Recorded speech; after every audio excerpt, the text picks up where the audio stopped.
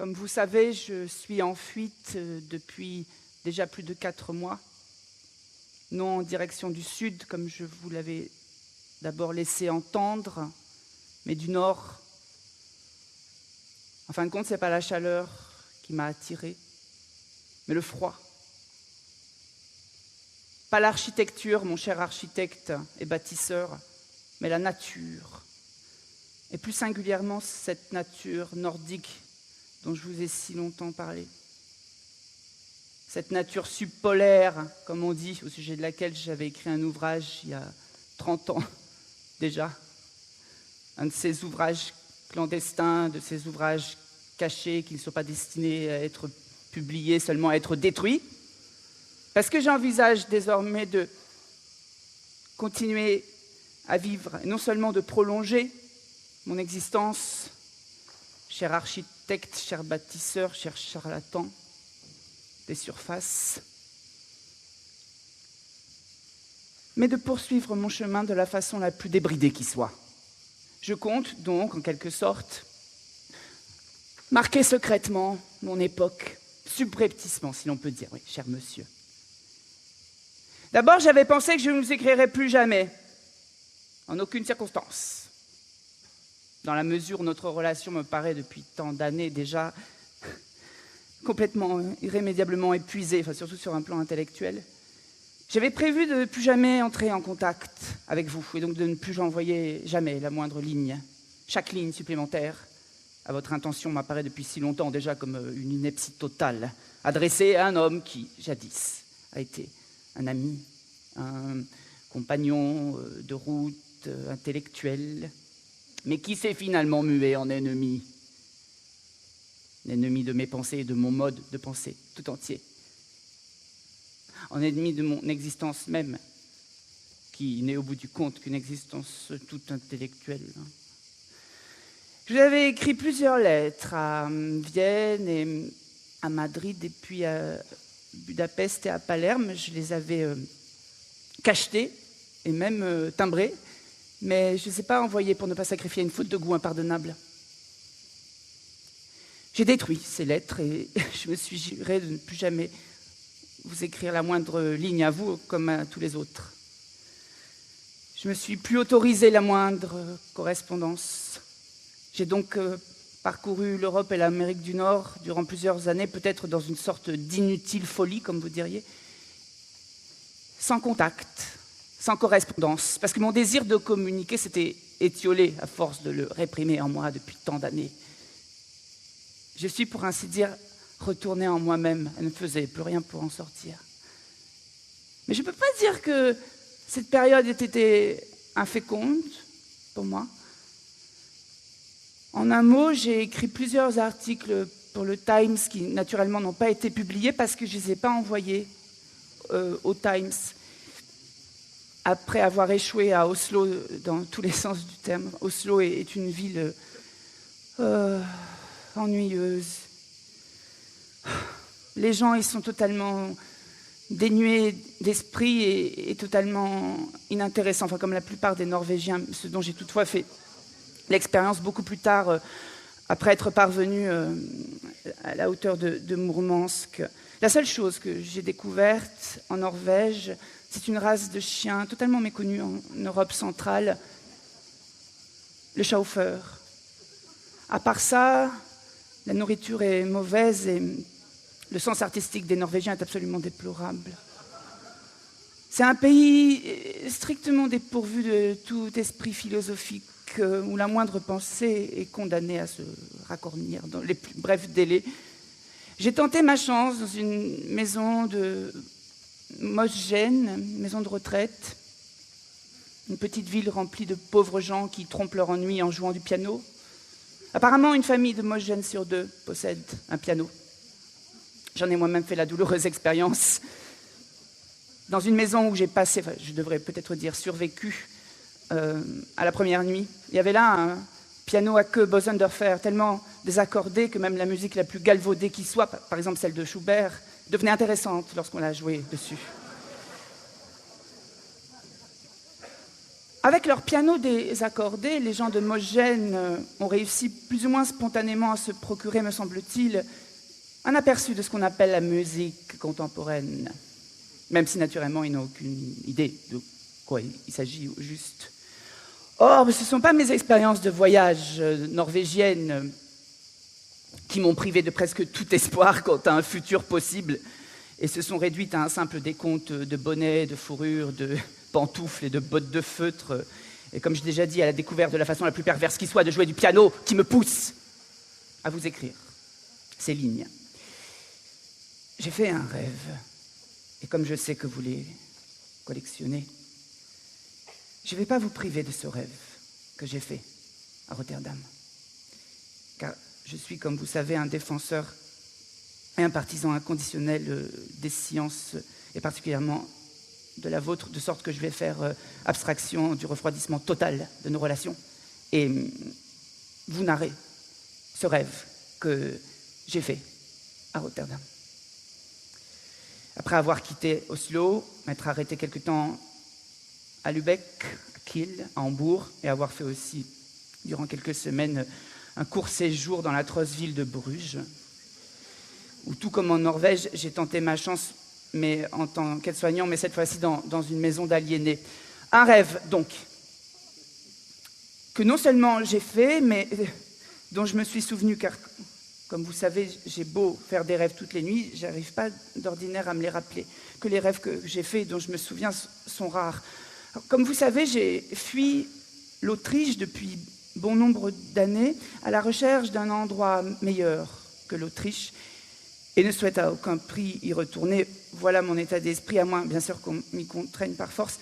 C'est pourquoi je voyage, ou plutôt erre depuis plusieurs années à travers l'Europe, mais aussi, comme vous savez, à travers l'Amérique du Nord, dans l'intention de trouver un endroit pour réaliser mes projets, plus précisément mes projets philosophico-existentiels dont je vous ai si souvent, si longtemps parlé dans le Tyrol italien, notamment sur la plaine du Renon.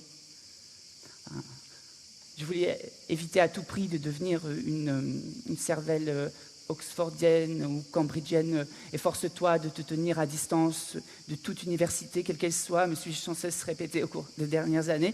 Et comme vous savez, je me refuse depuis des années à tout livre au contenu universitaire. J'évite la philosophie autant que faire se peut.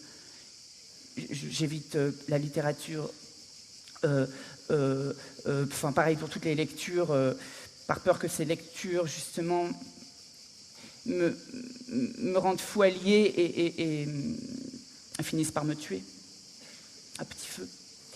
D'où d'ailleurs mes difficultés à me déplacer en Europe et en Amérique du Nord. J'ai toujours eu une peur insigne de l'Asie. Et d'ailleurs, mon voyage en Inde s'était terminé dans un fiasco total, comme vous savez, dans la mesure où, comme vous savez, je suis de constitution fragile. Et l'Amérique latine est devenue très à la mode, ce qui me répugne.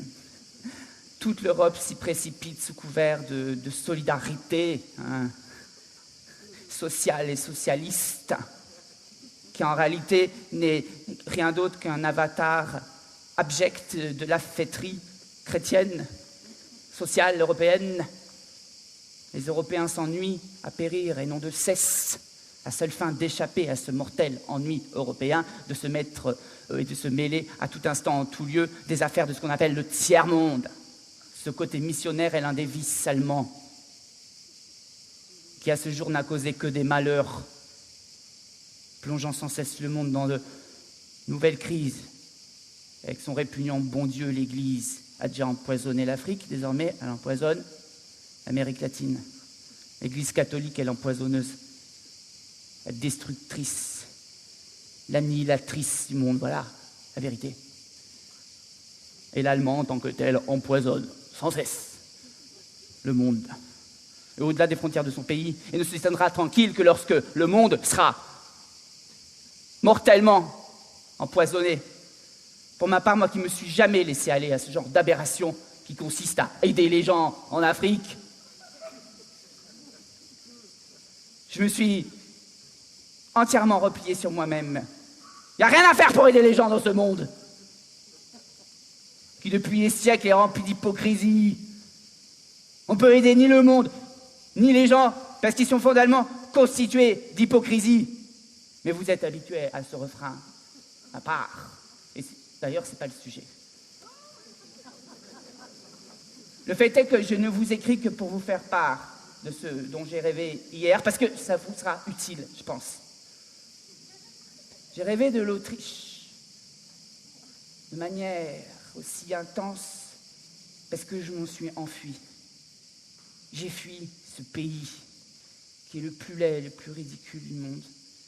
Tout ce que les habitants de ce pays ont toujours trouvé beau et admirable n'était plus que laid, ridicule, et à vrai dire repoussant. J'ai pas trouvé le moindre aspect de ce pays qui pourrait passer ne serait-ce que pour tolérable. Je voyais mon pays comme un désert morne et perverti où règne l'abrutissement le plus effroyable. Des villes atrocement mutilées, des paysages repoussants. Et dans ces villes mutilées, ces paysages repoussants, des habitants, villes, sournois, hypocrites. Il était impossible de déterminer ce qui au juste mutilait ces villes, flétrissait ces paysages, rendait les gens civils et sournois. Le paysage était aussi avili que les habitants, aussi mutilé, aussi sournois. Tout et le reste était tellement repoussant. De la plus mortelle des manières, il faut que vous sachiez. Les gens que je croisais avaient des faces grimaçantes en guise de visage.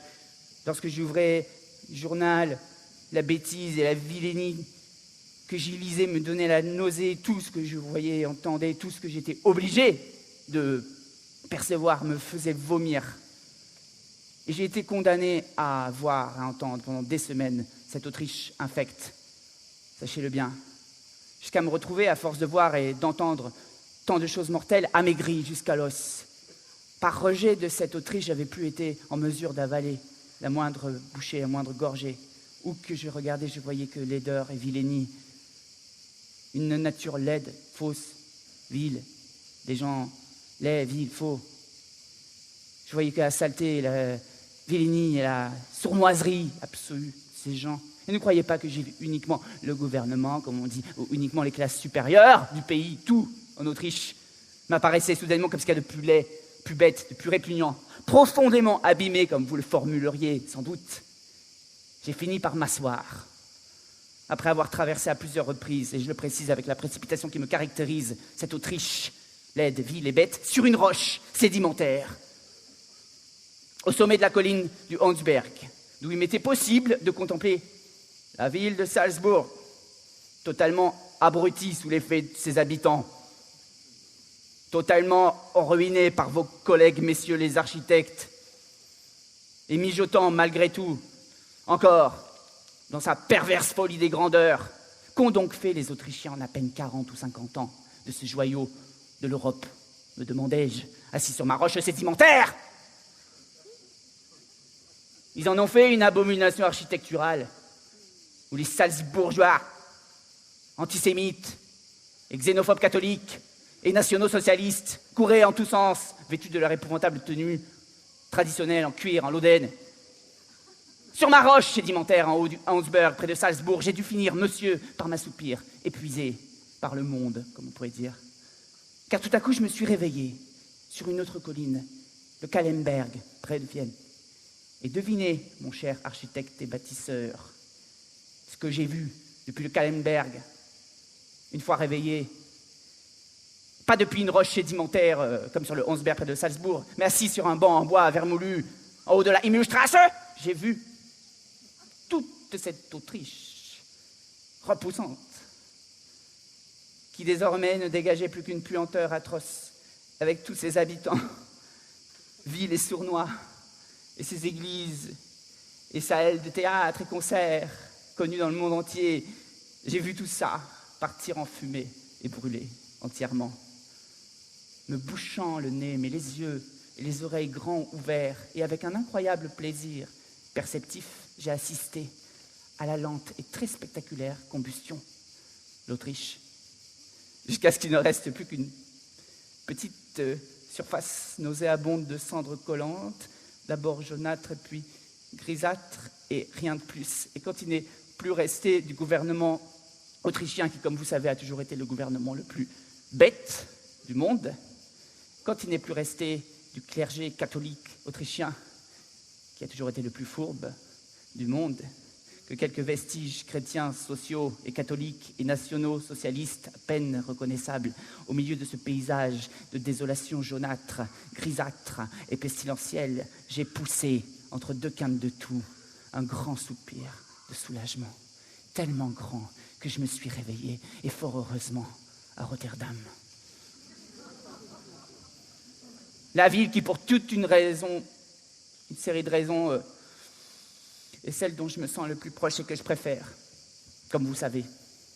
Quand bien même cette Autriche ridicule ne vaut plus la peine qu'on en parle depuis tant d'années, tant de décennies, je pensais qu'il était malgré tout intéressant pour vous, cher monsieur, d'apprendre qu'elle me soit, après tant d'années et de décennies, de nouveau apparue en rêve.